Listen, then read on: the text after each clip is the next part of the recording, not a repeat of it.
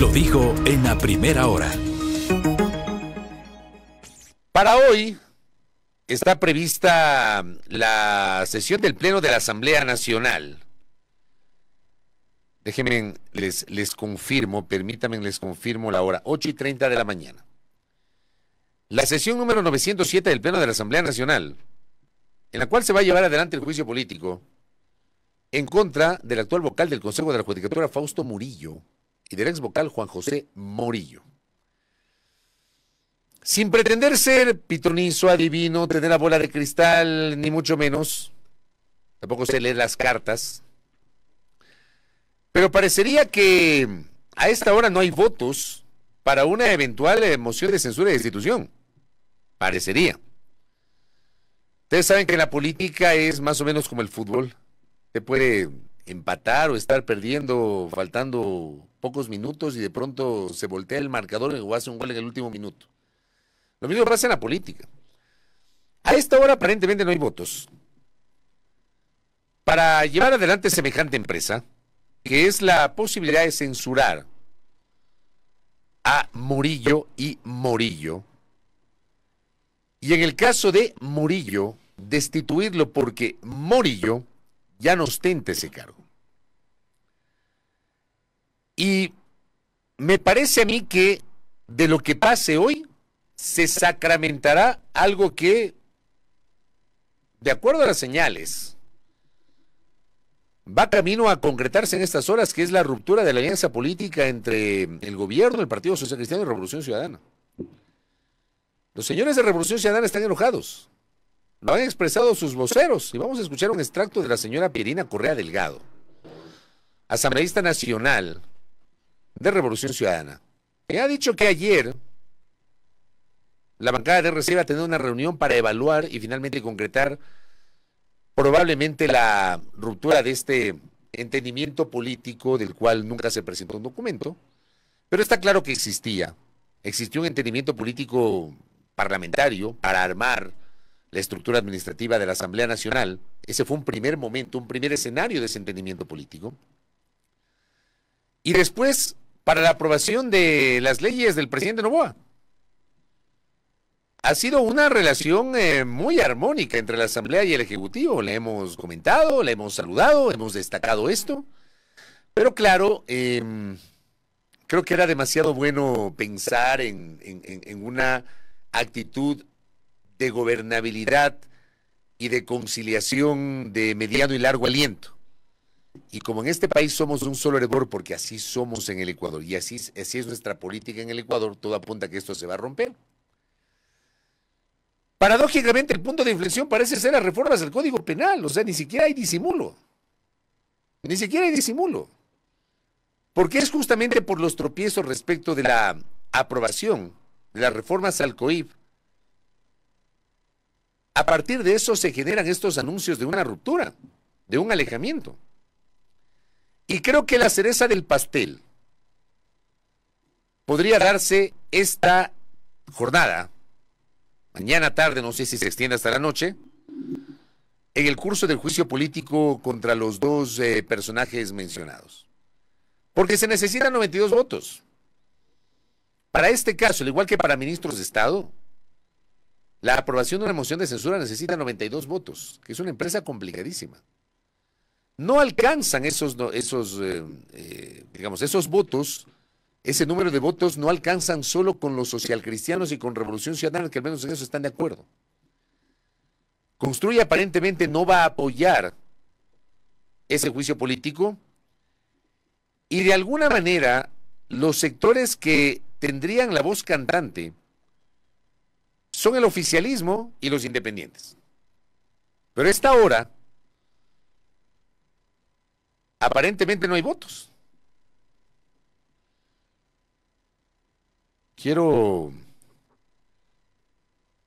Por aquí tenía una referencia de Emilio Domínguez que publicó ayer, que no la encuentro ahora mismo, de Informe C, que justamente advertía que no hay votos. ¿Cuáles son los votos seguros? Los de Revolución Ciudadana y los del Partido Social Cristiano. El resto son votos o negativos o inseguros, y uno de esos votos es el voto del bloque de gobierno. Si el bloque de gobierno el día de hoy no apoya la moción de censura en el juicio político, prácticamente se habrá refrendado la ruptura entre Revolución Ciudadana, ADN y el Partido Social Cristiano. Ya Pelina Correa se lo anticipó ayer a Gisela Bayona, de la colega Radio FM Mundo. Gisela la entrevistó y Pelina Correa le reveló que efectivamente el acuerdo se está rompiendo. Escuchemos, por favor, Diego y Roberto Carlos, a la arquitecta Pelina Correa Delgado. Eso quiere decir que el acuerdo entonces está rompiéndose. Definitivamente ya venía volviéndose frágil, como les digo, desde el tema del IVA.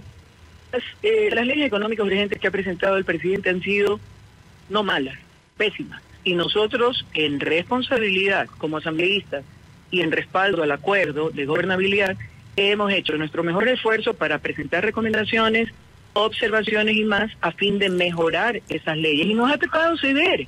Pero en esto, pues, no se puede ganar todo. Hay que ceder una parte.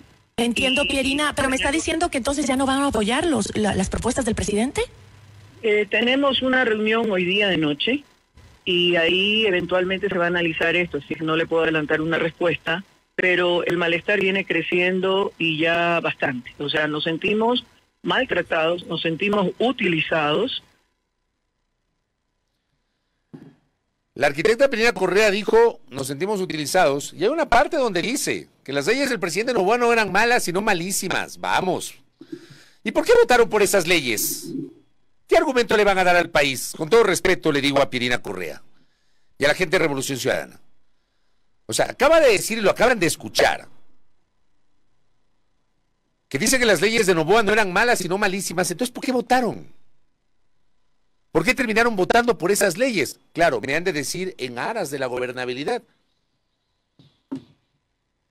Eso es lo que tiene la política ecuatoriana, la incoherencia y a ratos hasta la incontinencia verbal de varios de los actores, que el momento, bien dicen, peleados los compadres, se dicen las verdades. Cuando Noboa mandó los otros proyectos de urgencia en materia económica, que fueron aprobados, con excepción de la última reforma tributaria, con los votos de Revolución Ciudadana. La primera reforma tributaria, la de diciembre. La ley de competitividad energética y la ley de monetización de activos del Estado, donde se incluyó los temas de extinción de dominio. Estas tres leyes fueron aprobadas con los votos de Revolución Ciudadana. Con excepción del tema del IVA.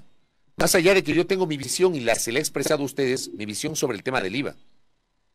Yo creo que se armó todo de tal manera que se allanó el camino para que el presidente vete parcialmente, que la Asamblea deje el tema en el aire y que esto después del 7 de marzo entre en vigencia por obra y gracia de lo que dicen los especialistas del allanamiento tácito. Los señores de Correa votaron por las leyes de Noboa, si eran tan malas, ¿por qué votaron por las leyes del presidente de la República? Entonces ahora sí dicen que las leyes son muy malas y que votaron. ¿A cambio de qué?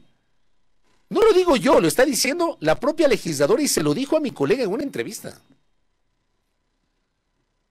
Ni siquiera cuidan las formas. ¿Qué esperaban los señores de Revolución Ciudadana? Y me imagino yo que la molestia hoy tiene que ver con el hecho de que en la Asamblea Nacional, de pronto, que fue parte de una crítica que generé yo en estos días en este espacio, de un informe que salió con unanimidad de votos en la Comisión de Justicia, donde votaron Revolución Ciudadana, los socialcristianos, la asambleísta de gobierno, un asambleísta de gente buena, un asambleísta de Claro que se puede, votaron a favor de ese informe.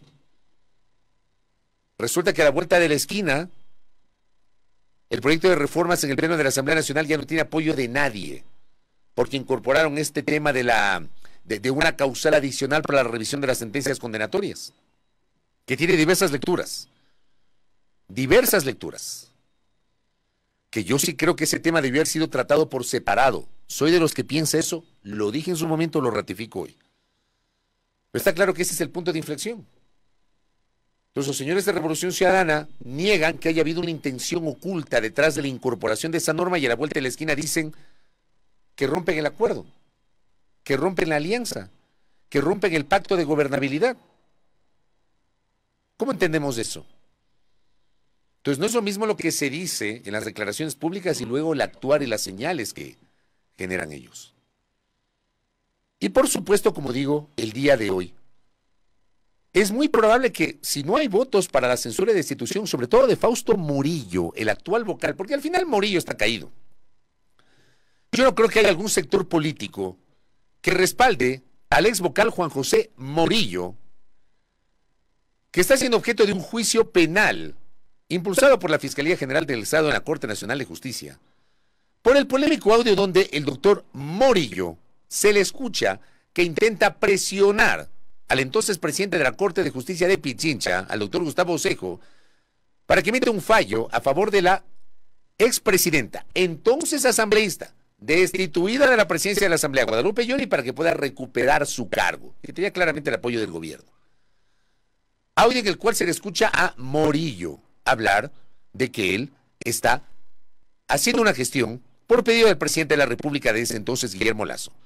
Tema que fue desmentido por el gobierno, pero nunca se les ocurrió en el gobierno de Lasso presentar una denuncia porque supuestamente se tomaron el nombre. El señor doctor Murillo se tomó el nombre del presidente. El doctor Murillo está caído. Pero claro, ya no es vocal del Consejo de la Judicatura. Entonces no importa si lo censuran. Al final la censura implicará que tendrá 2 años de inhabilidad para ocupar un cargo público, pero el hombre hoy está haciendo materia de un enjuiciamiento penal. Entonces es un escenario distinto.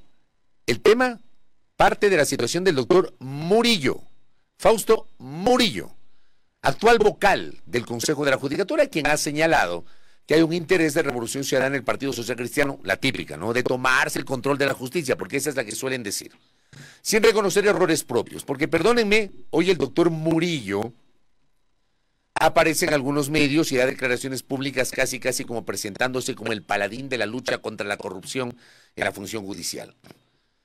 Cuando hay que recordar su papel primero como vocal del Consejo de la Judicatura y luego como presidente encargado, que nunca debió ser presidente encargado, porque le correspondía ser presidente encargado al actual presidente encargado de la Judicatura, que es el doctor Álvaro Román.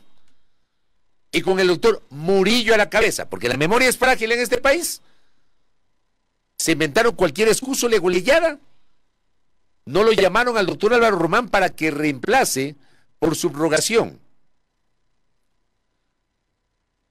a la doctora María del Carmen Maldonado, que había renunciado.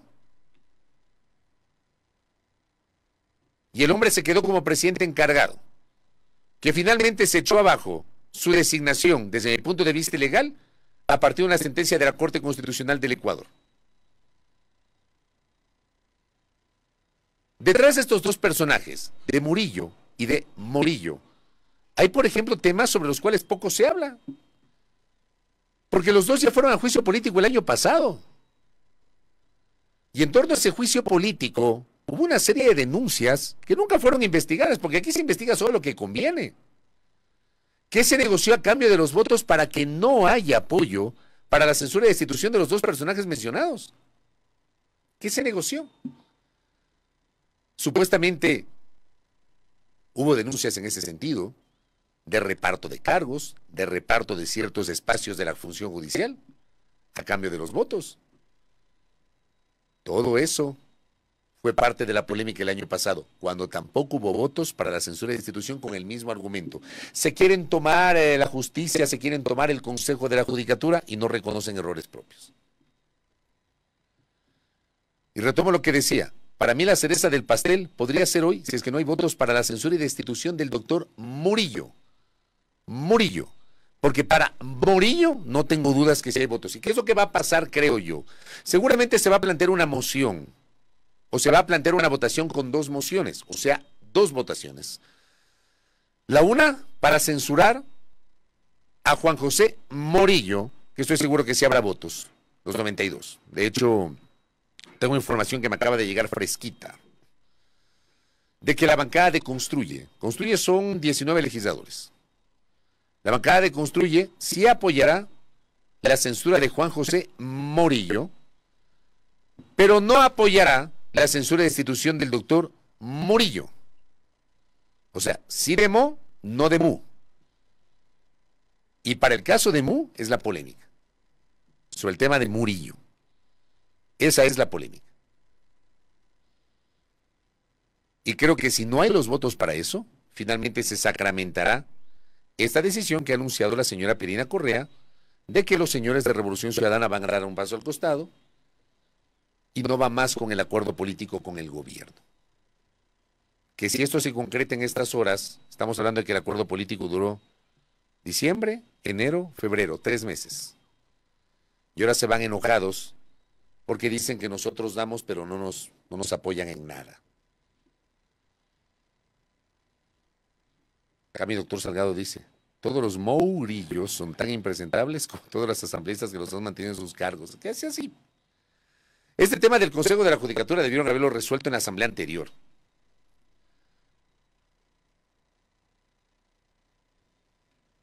El papel de la asamblea anterior y el papel del gobierno anterior, garantizando la continuidad del desastre en el que se convirtió el Consejo de la Judicatura, es completamente cuestionable.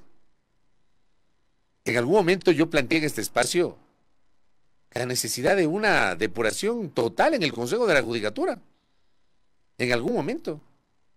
Vamos a ver si hoy, teniendo a Álvaro Román como presidente de la Judicatura, ya principalizada ayer Solanda Goyes, ante la renuncia irrevocable de Javier Muñoz, que pretendía participar en las sesiones de pleno del máximo organismo administrativo de la función judicial, estando preso en la cárcel 4.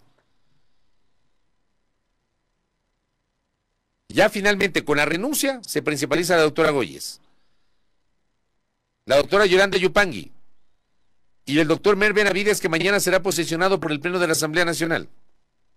Ya con esos 4, ojalá que la cosa empiece a cambiar. ¿Y saben cómo? Creo yo que la nueva judicatura, porque ya viene a ser una nueva judicatura, con el doctor Román, la doctora Yupangui, la doctora Goyes y el doctor Benavides, esa nueva judicatura, ¿saben con qué debería, de alguna manera, y voy a utilizar un término que en política se usa mucho, legitimarse, dicen algunos, legitimarse con sus acciones? Yo diría legitimarse y prestigiarse, llevando adelante un buen concurso para seleccionar a los nuevos jueces y juezas de la Corte Nacional de Justicia, que de eso vamos a hablar ya mismo con Pablo Encalada aquí. Pablo Encalada, por ejemplo, es un jurista que se ha declarado decepcionado por el reglamento que se ha aplicado o que se pretende aplicar para el proceso de renovación parcial de la Corte. Y ha hecho una serie de planteamientos que me parecen muy interesantes y que los vamos a conversar más adelante. Pero, por ejemplo, ese proceso podría ayudar a que se legitime el Consejo de la Judicatura y que se prestigie ese Consejo de la Judicatura y venido a menos. Con o sin Murillo. Porque, como digo, con Murillo no se sabe qué va a pasar. Y luego de este episodio, que además este episodio puede convertirse en un medidor de lo que se viene después, tanto a nivel de legislación cuanto a nivel de fiscalización. Ya ayer la Comisión de Fiscalización y Control Político dio paso al trámite de la interpelación del juicio político en contra de Fernando Santos Albite, que alguien me decía que ya se había caído el juicio, que ya no había cómo, alguien me decía y me deseaba. Yo les dije a ustedes que ese juicio no se caía. No se caía. Ese juicio en derecho no tenía por qué caerse.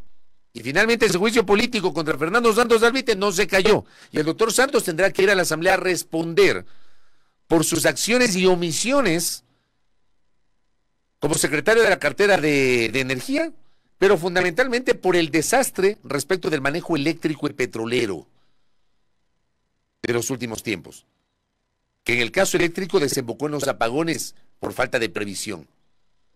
Finalmente va a haber ese juicio político. Primera interrogante, pero la más importante.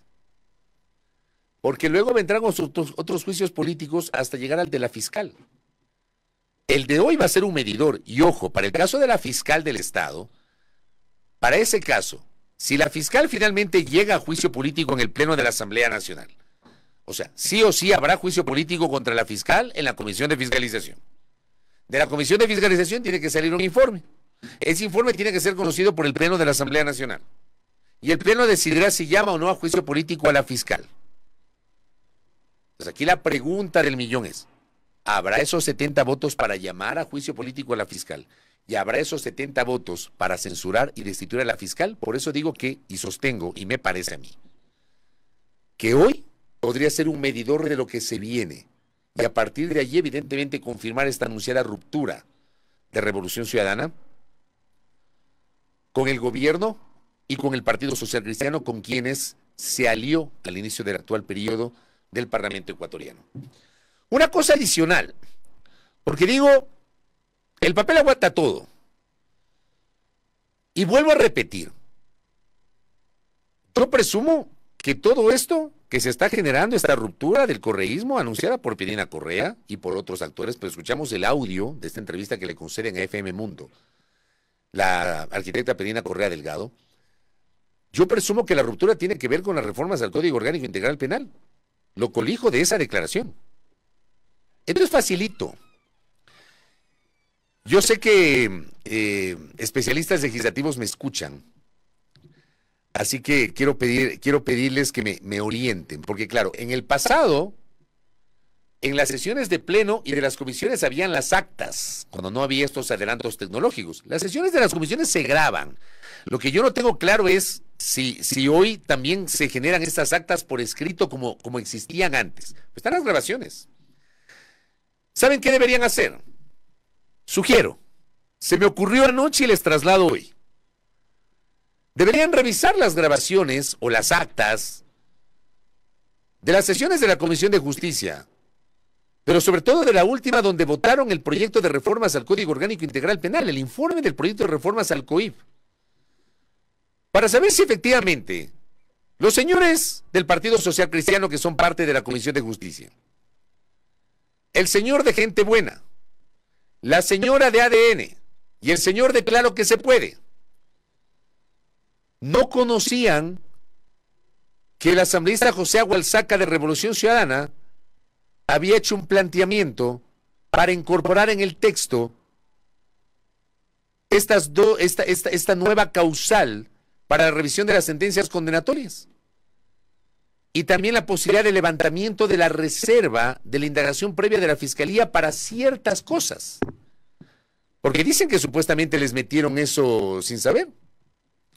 Acá me dice la doctora Carrión que ella misma estará por acá y ella sabe de estas materias. Las actas siguen siendo obligación y responsabilidad del secretario. Revisen las actas. Revisen las grabaciones. Y demuestren al país que efectivamente no sabían. O es que hubo un acuerdo previo, pero no pensaron que se iba a generar tremendo ruido, porque nadie hablaba del tema. Todos hablábamos del aumento de las penas, que el endurecimiento de las penas, que sanciones para los jueces. Nadie sabía de ese tema hasta que finalmente un par de abogados que revisó el informe alertó en redes sociales de lo que se pretendía hacer.